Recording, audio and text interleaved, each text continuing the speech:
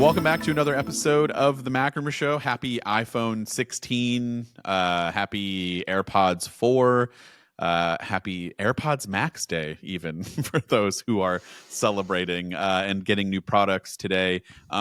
Before we dive into our main topic, we'll save our impressions and everything for about the new products to next week when we have actually had time to spend with them. But we did get iOS 18 this week. But before we talk about that, if you did get a new phone or a new set of AirPods or an Apple Watch, whatever the case may be, now's the time. Pull over if you're listening to this in the car, or wait till you get to your destination. Send us an email or comment on the YouTube video or comment within whatever platform you're listening if you can. I want to know what you got. What you're upgrading from, how you're liking it. We just love to hear all of that stuff. We get tons of comments like this every week, and I really like it. So, it's just a nice way to engage and see what everybody is getting on this Friday. Hartley, what are you going to be getting on this Friday? Nothing. Wow. But I think you have a new set of AirPods coming, don't you? I definitely need some new AirPods. But my plan is, because I was a little slow with the actual pre-order and I wasn't quite sure what I was going to buy or if I was going to upgrade, I thought I will wait until they're actually out, okay, and then just see where they're available. So maybe on Saturday morning, I will be hunting around different Apple stores to try and pick up a 16 Pro Max. Maybe I will be, going to pick up some AirPods Pro 2, considering that mine have, over the past few weeks, just completely fallen apart and are barely functional. And I'm also quite tempted to get a Series 10, but it's just a question of which model. That's what's holding me back with that right now, because there's so many good choices. I'd imagine all of those will be in store, pretty available.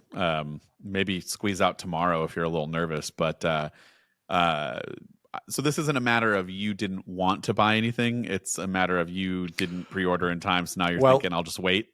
It's kind of both, because if I'd wanted it, I would have pre-ordered. That's what I was confused about. Okay. So it's a reluctant, half-hearted way of upgrading in the exact same way that I do every year. So instead of pre-ordering, I'm just going to sort of grumpily go along to the Apple Store and think, yeah, it's not that big of an upgrade this year, but I'm probably still going to buy it. It's definitely, I feel like, a good upgrade if you're a camera enthusiast. I'm going to just leave it at that, basically. I will say I've had a chance to mess around with camera control, and I will save that thought for our video that will be coming out tomorrow. So, head over to the main channel and subscribe if you haven't, but also look out for that video. There are some thoughts, and we'll talk about it next week, because I do want to hear, hopefully you get one, or you've at least had a chance to mess around with it in store, because I want to hear your thoughts. But I also want to hear your thoughts because you finally have updated to all the new things that have come out this week, and so it's time to kind of go through. And also, if you're listening and you want to chime in on this, please do so. Let's go through our top iOS 18. I think everybody's super excited about iOS 18 right now because it's finally available to the masses. So let's talk iOS 18 again. Probably for the last time until Apple Intelligence rolls out next month. We won't be talking about any of those features because, as I just mentioned, it's not available for everyone yet. So we'll stick to the main list of iOS 18. What is your? We'll go through like our top, few features, 5 or 6 or however many we have. We'll start with you. What's your favorite thing that you absolutely love about iOS 18 right now? I think the thing that's made the biggest difference to my daily life, at least, is the redesigned control center, because this is something that we all use several times a day at least. I actually don't know how many times I must open the control center every day, but I definitely do, because I use it to switch between focus modes. I turn orientation lock on and off. I change my brightness. I change my volume.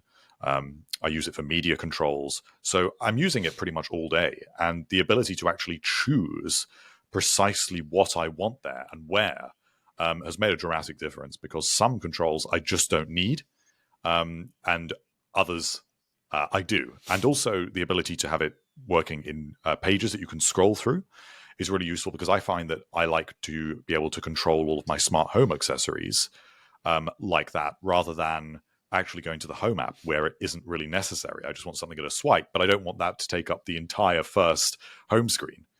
So I found it really useful. Yeah, I mean, I do think it's obviously having the ability to customize. It'll be interesting to see like how many. I think I'm gonna like secretly ask people over the next few weeks, like as people start to upgrade, like, hey, can I see your phone for a second and just swipe down on Control Center and see if they've changed anything. I feel like my answer is going to be most people don't mess around with it, and I wonder if it's because they don't know that they can do it, or if they just don't care enough to do it. Like, I feel like the people in my family won't know that they could change it, and if I did tell them, they probably won't do anything with it. But for us personally, I feel like anyone who's remotely interested in making your life semi easier when it comes to like getting the stuff that you need quickly, like, yeah, it's great that you have a full page of home screen customization options, or I'm sorry, of the control center. You have a whole page for your home controls, but it's so much easier to also just have like those one or two lights that you always turn on just in that first page, easier for you to swipe down super quickly, just making that first page all of the stuff that you need right away. Now, are all of your first party apps putting anything in control center? Have you found anything, or not first party, third party? Have you found anything that you like? I know Things has one, so are you super Yes, stoked about that? I am using that, although it isn't entirely necessary because this actually relates to one of my Yeah. other favorite features, which is that these toggles in the control center also can be placed on the lock screen, and they can also be mapped to the action button. So I find I'm actually using the Things control for my action button, which is just replacing the shortcut that I had that did the exact same thing before. But the point is the system is way simpler. And it's the same control. So if you want to move things around freely, and let's say you like a toggle you got in Control Center that you actually just want to move it to the action button, you can do that really easily now. It's all the same thing. It's the same system. But other than that, I don't really think there is anything that is a third-party app that I'm using right now. But it's early days. I'm sure more will come. Yeah. I can imagine it being really useful for things like vehicle controls. Yeah, I was just gonna say, like, I know they emphasized Ford and the Ford Pass or whatever they call it. I really hope my car gets something like that. I would imagine Tesla probably will have something. They're pretty good about integrating into the newer iOS updates. But yeah, I don't know what to set my. This is what we need to come up with. Let's fix Dan's life here, in the sense of let's fix my action button, because I use it for the camera, and now with camera control, what am I supposed to use my action button for? Do I just put it back to the mute switch? Just be ultimate. It depends just what super you use boring. it for.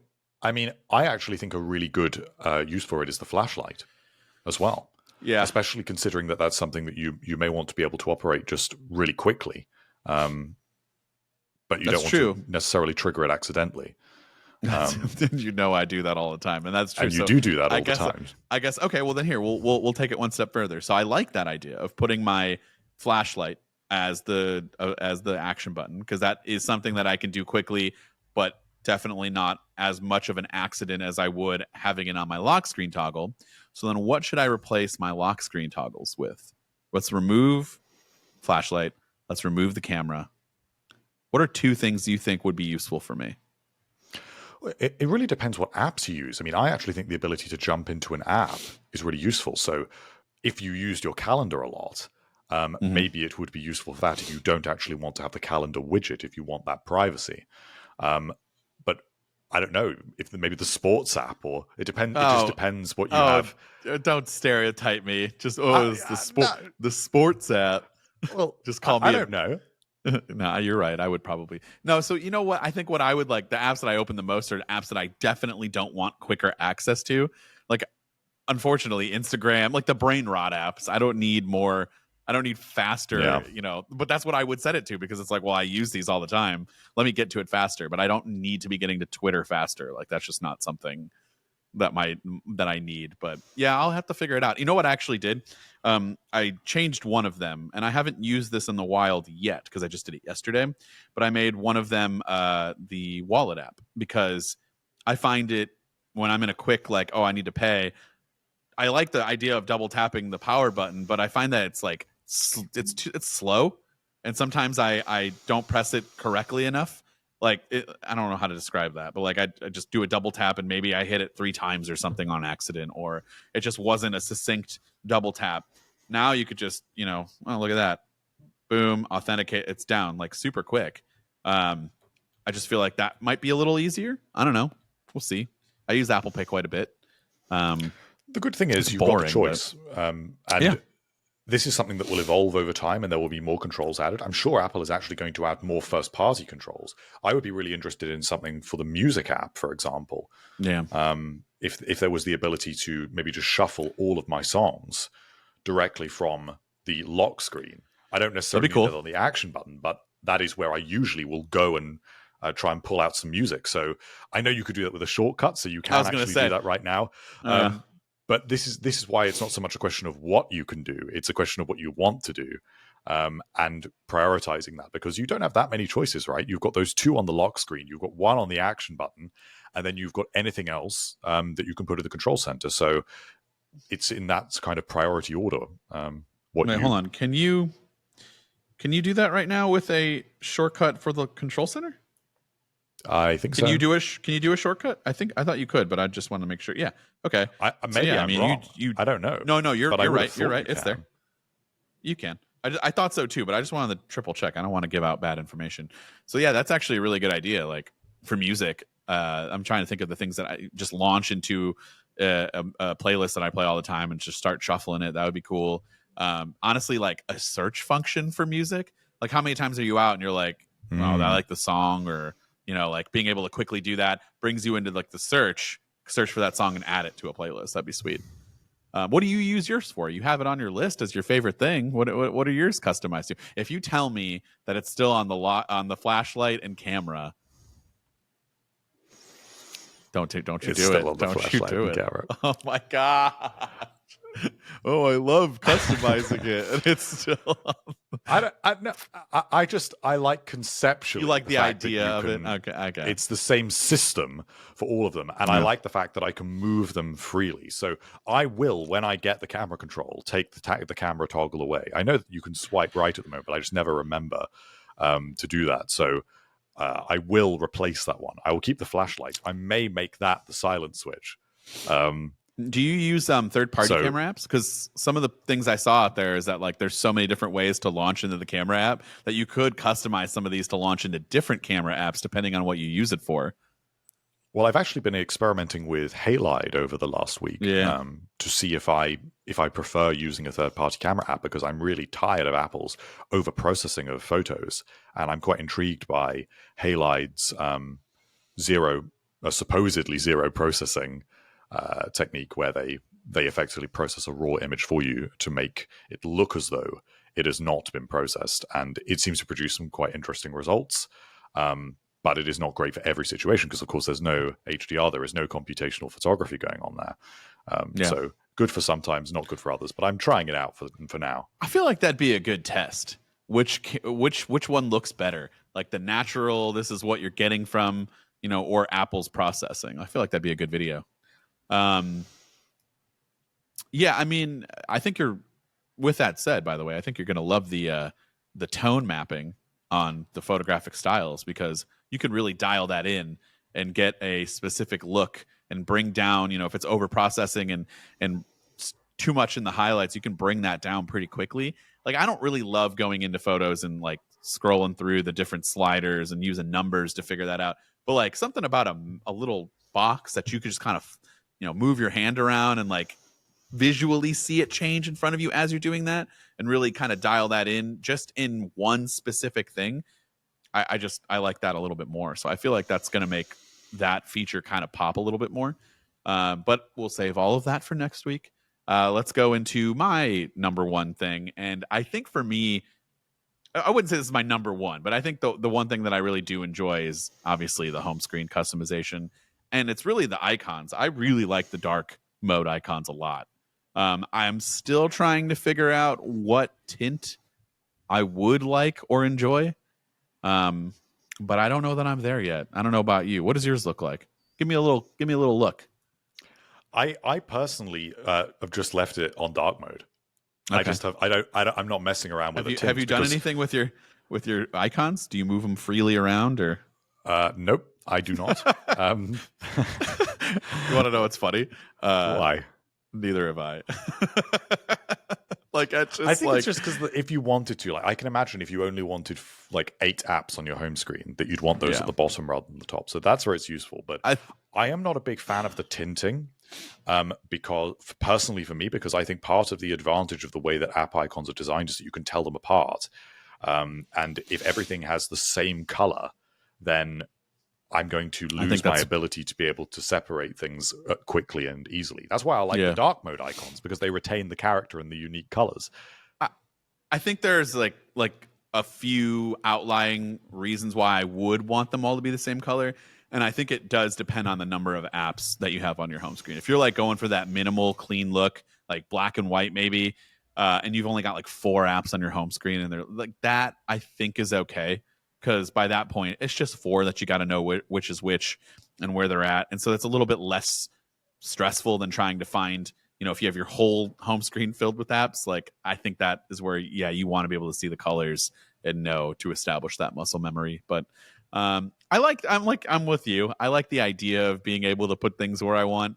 And I haven't had a chance to like move things around. I think I do need to get rid of some apps that I just don't use to take up like less space. Especially if you got a photo of like your kids or your family or whoever, and you really want to be able to see that. It's nice that you can move the apps around it so you can still see that on your lock screen on your home screen.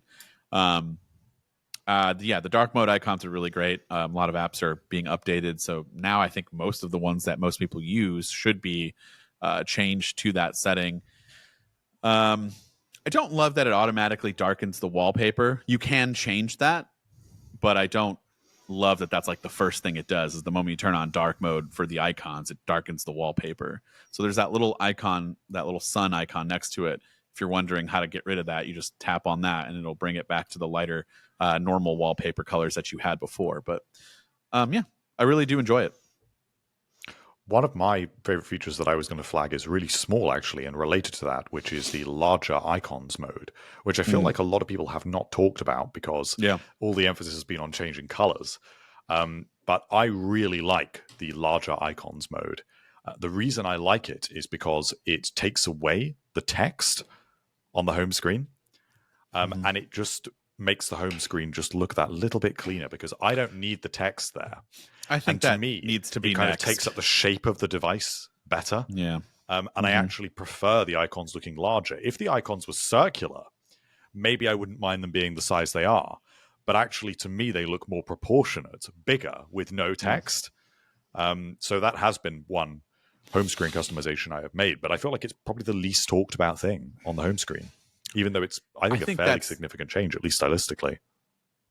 Yeah, it's fair. I didn't like it at first. I did use it for a little bit. Honestly, I think the only reason why I don't still have it is because I did something with my phone where it updated and it did change everything back to non-large icons for some weird reason, and I just never changed it back. But yeah, that happened to me as well. Yeah, and I just keep forgetting to do it. The large icons, though, the removal of the text is really the only reason why I like that. And it just gives it a cleaner look. And honestly, I think that's what Apple needs to do next, is give us the ability to get rid of that text if you don't need it. We don't need it anymore, especially with widgets. I just think that's so ugly. But yeah, it's just me. Okay, give us another one. What you got in the chamber? What have you really been enjoying lately? Emojis as tapbacks.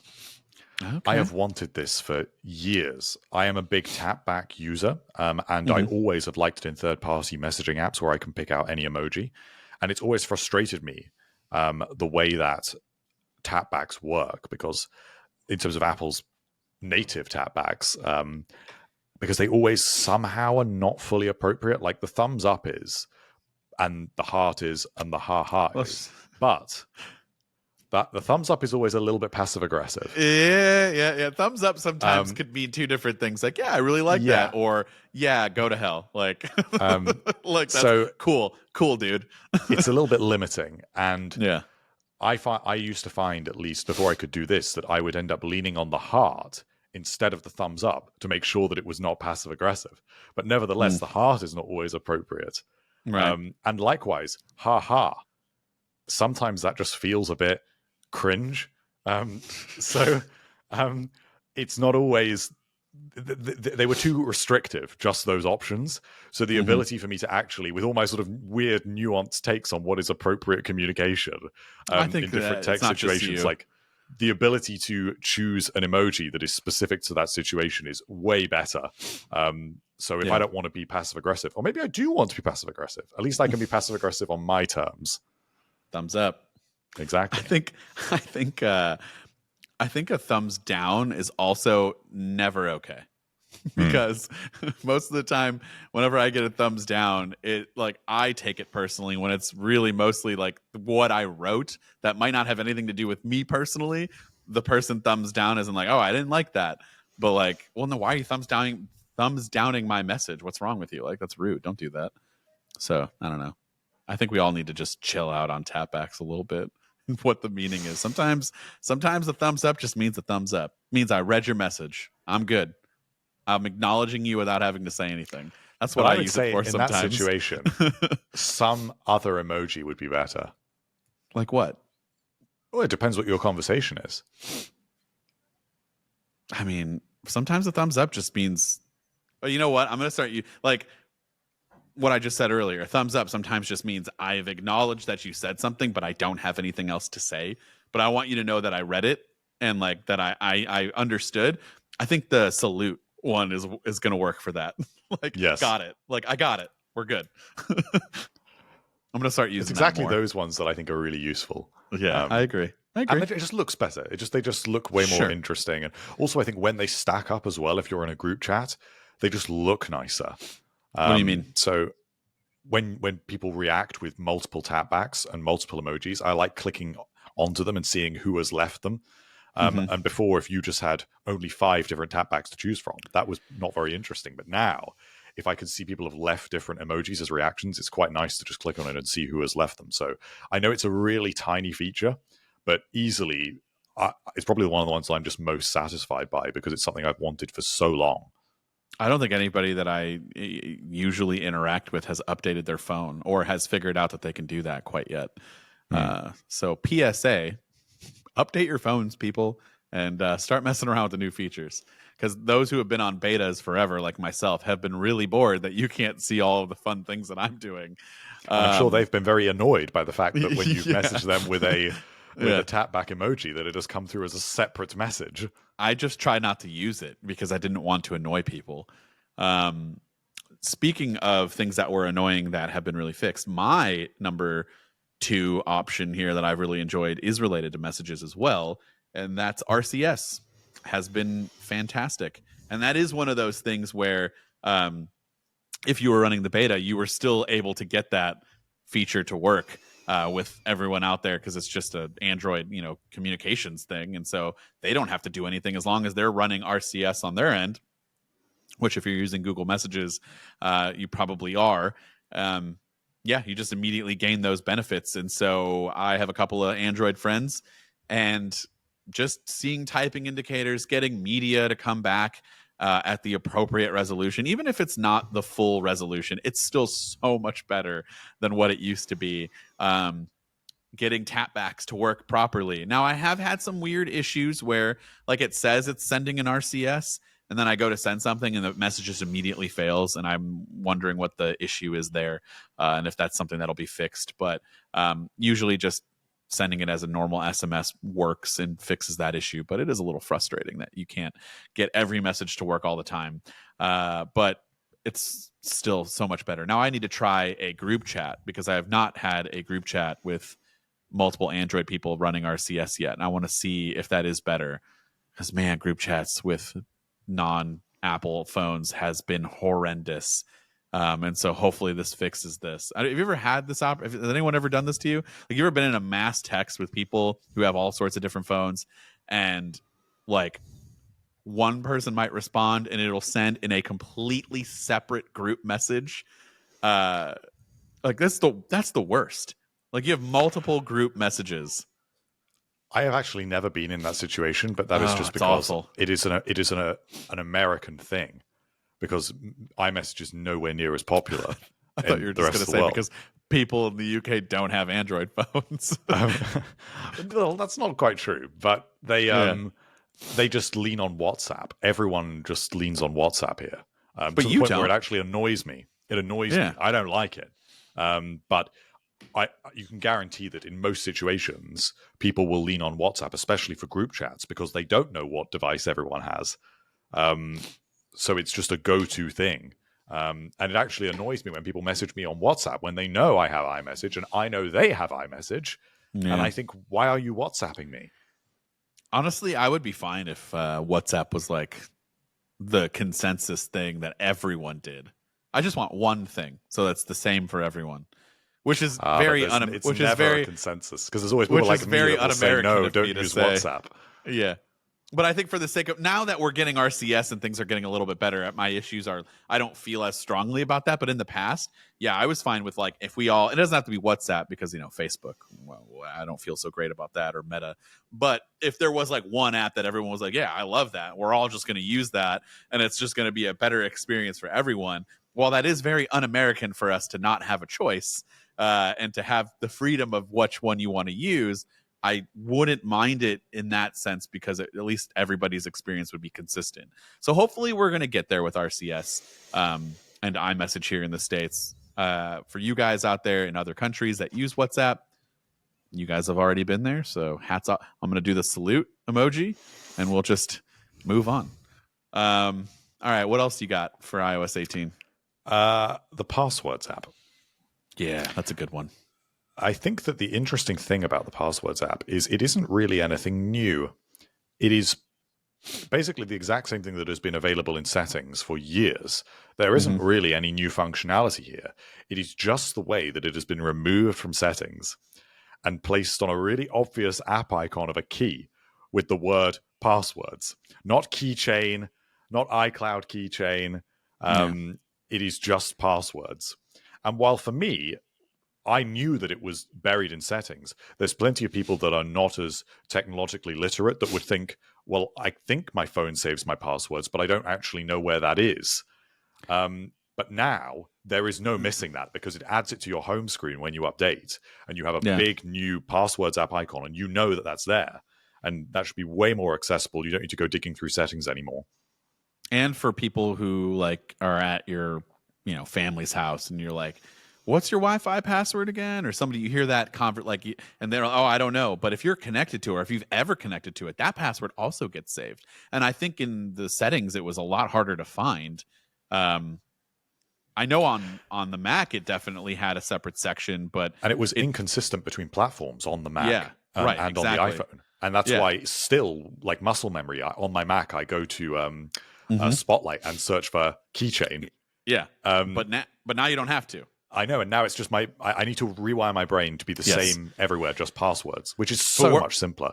But where I'm getting at with that is I just love that, what is kind of new to this section of, the passwords that's now been put into the app is that you do have categories for things that are just more like in your face, prominent, easy to find, and just so much more convenient. Being able to have verification codes, have your Wi-Fi password, like I mentioned before, find out what is critical, not like just scrolling through a list and seeing the critical icon. I guess you did have a little compromised passwords section, but like this is like, okay, here's what you have. We're only going to focus on this. And I just like that layout. It reminds me of the Reminders app, no pun intended. So it's kind of got that familiar UI, and then being able to share those passwords just in a much easier way. So those who are not technically savvy can find a better way to share your passwords if you need to. So I really do enjoy it. And I think on the Mac, is this new? I was setting it up because I just finally upgraded to macOS Sequoia on my main machine. And so the passwords import, that was one of the things that people were like, how do you import from like a different third-party app? I don't know if they're ever going to bring this over to iOS, but there is no way to do it, I don't think, on iOS. But on Mac, it is one of the first things you'll do when you open up the app. It'll ask if you want to import it because you have to export from your old password manager as a .csv file, I believe. And then it takes like 2 seconds. But once you figure out how to do that, you can import all of that, which is nice. But the other thing is that it now with Chrome, you can have an extension. That wasn't a thing before? That's really helpful. Yeah. So So that is really useful. When I have experimented with switching to Chrome before, that has always been one of the things that's helped me back. same. So I'm not going to go running back to Chrome, but if I ever did, again, I would be glad for it being there. Wait, when did you switch back to Safari? You were a huge Chrome person. No, I've never I been a thought you huge were. Chrome person. I thought you were. You were the one telling me that you use Chrome. No, I experimented with Chrome like I experimented with Spotify for a couple of weeks. Because I just like to know what's on the other side of the fence now and again. You usually like are set in your ways though, so maybe I just thought because you were using Chrome that you were just a Chrome person. Probably.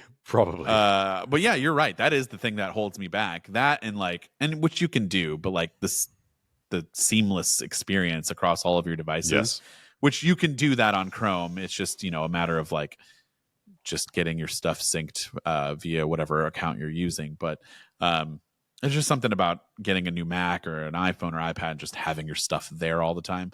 But I will admit, I do like Chrome's like layout and their features a little bit more. The way you can switch between your different Google accounts is really nice. And I know that Apple came out with the whole like, what is it called? Is it profiles? Safari profiles? What is the feature? Yes, okay. Yeah, that's profiles. Yes. Yeah. So like, and I know that you can things like tab groups as well, which are quite useful, and shared tab groups. Sure, I don't ever use those for some reason, but the profiles I would use and I've set up, but like I don't know, there's something about like just having it tied to your Google account because that's where my main thing is. The only reason why I want a different profile is because I want to access the stuff that are tied to like our non-work related Google account, my personal Google account, my personal YouTube channel that I have, that Google account, it has a different email address and it's all tied to Google. So like that would have been helpful. And I'm sure you can set it up to do that, but it's just a little bit more seamless with Chrome. And plus the extensions are kind of hard to beat on Chrome. There are the extensions that I use that are like Chrome specific are really nice. But yeah, I just switch between back and forth. Like Riverside, which is what we use to record this podcast, we have to use Chrome. So I don't know. We do use it. It's just not constantly. But yeah, now you can have, if you're a big Chrome user, the moral of this whole story was that you can now get the Passwords app on your Mac to fill in when you're logging into stuff. My next one that I have is kind of a small feature, but I think it's super helpful. And that is, can you guess what it is? It's a productivity feature. See if you can guess. It's minor, but I think it could be major in the grand scheme of things depending on how you use these two apps. Reminders and calendar. Yes, bingo. Reminders in the calendar app. I think that makes me want to use reminders more. Like being able to see that, because I usually have a calendar widget on my home screen. And I love the idea of like, okay, I set a reminder for a specific day. Then I don't have to have the reminders widget on my home screen because now it's just things that are time sensitive that I need to see are going to be right in front of me on the calendar app along with my events that I might have. And I think that's really cool. What about you? How do you feel about it? You're a big things person, so you don't use reminders. But this is I get really into the details of this stuff, and I like that they've done it. I don't necessarily like the way that they've done it. What's wrong with it? Because if you have a large number of reminders, it will show all of them. So if I have maybe 20 reminders that are going to come round, which is, if you're a power user, you throw a lot into reminders. That isn't out of the question, especially if you treat it as more of a task manager. They are going to show up every day, all of them. And so you're going to eclipse what you actually see of your actual calendar events because you will just see reminders. Yeah. So I like that they're there. And I think that for the person that needs to have a something that is treated more as a task than it is an event, it makes a lot of sense. But I think it will be a very specific number of people that this actually helps. I don't think it will help you if you use reminders as a task manager, and I don't think it will help you if you overload reminders with loads of stuff. So for me, it won't help me because I just don't use reminders enough because it can't handle everything I throw at it. But I like that it is there for the people that could get something out of that. Yeah, so I don't use like reminders as like a work task manager. I use it as like I need to do this today, or something's going to happen that's negative. like I got to return something today, and I need to make sure I see that every time I open my phone.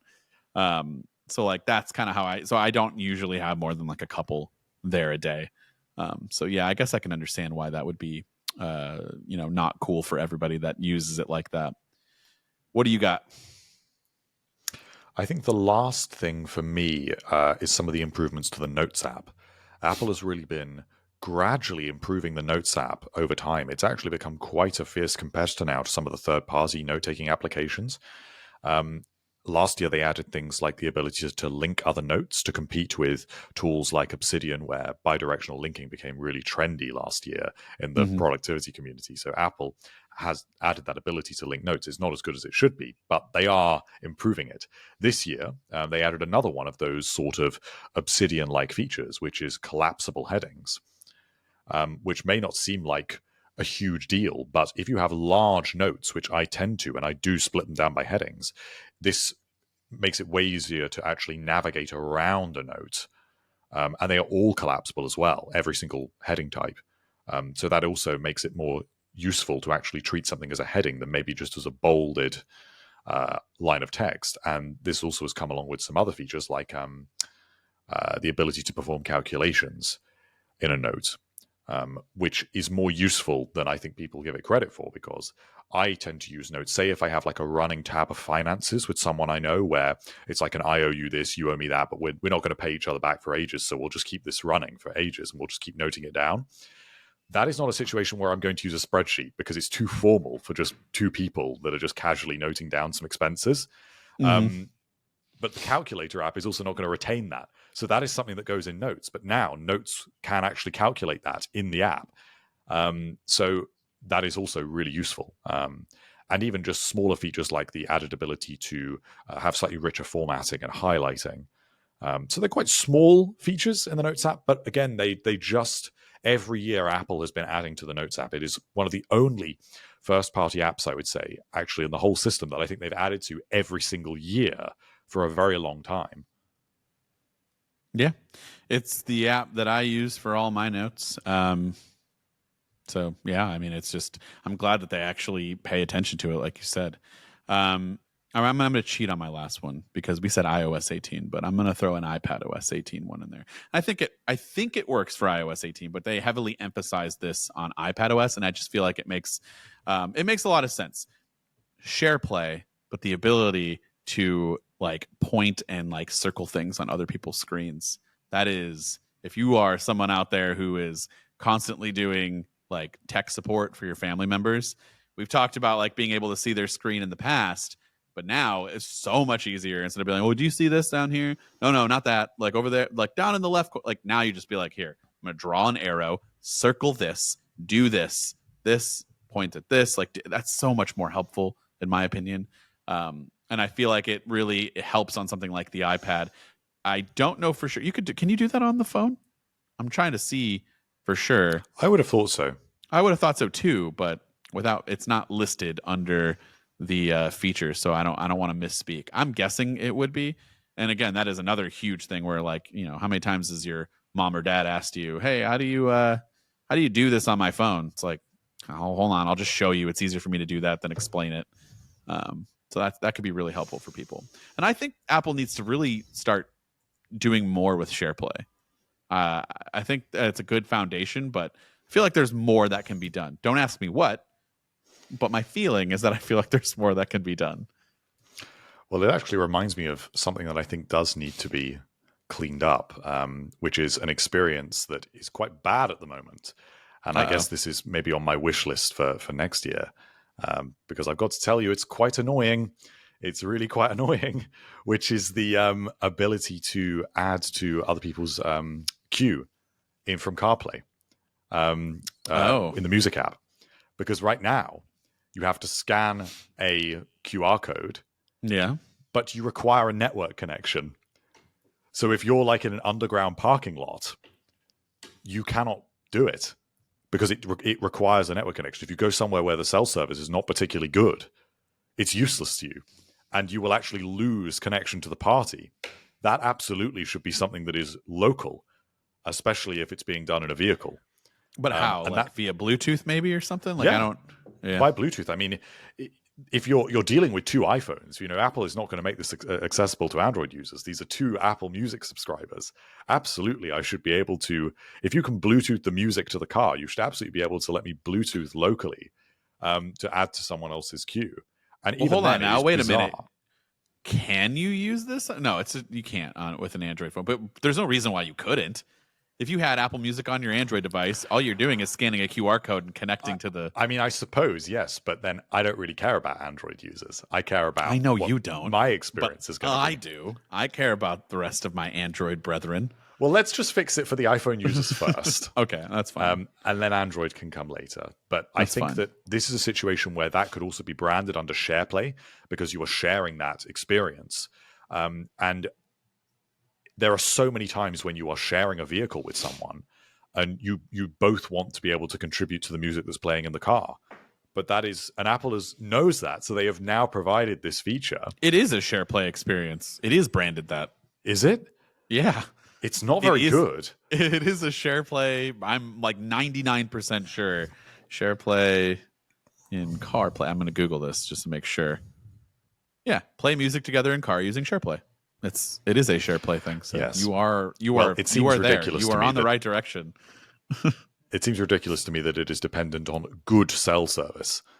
Yeah, because that is just not something that you have in a vehicle. If you're on a long road trip, it is inevitable you're going to lose cell service, and then for someone to be able to rejoin the up next queue, the person has then got to go off of Maps and go into the Music app and find the menu in the Music app in the vehicle. Yeah. Which is not safe. So that seems like a really underbaked experience. So I really would like that to be better. All right, we'll put that on the wish list. Apple can hear it. Let me know, everyone. By the way, I'm gonna do this. We're going off topic, but I'm just real quick. 2 sentences. The best feature out of all of these updates is iPhone mirroring for macOS. I don't want to hear anything about it. It is by far the best feature. Apple A+, you win. But I want to hear from everybody else in the comments. However, you got to get a hold of us. What your favorite features are, and if you agree on iPhone mirroring being the best, because I think it's great. And with that said, enjoy your new phones and your new devices. We'll talk about our experience next week, and we'll catch everybody in the next episode.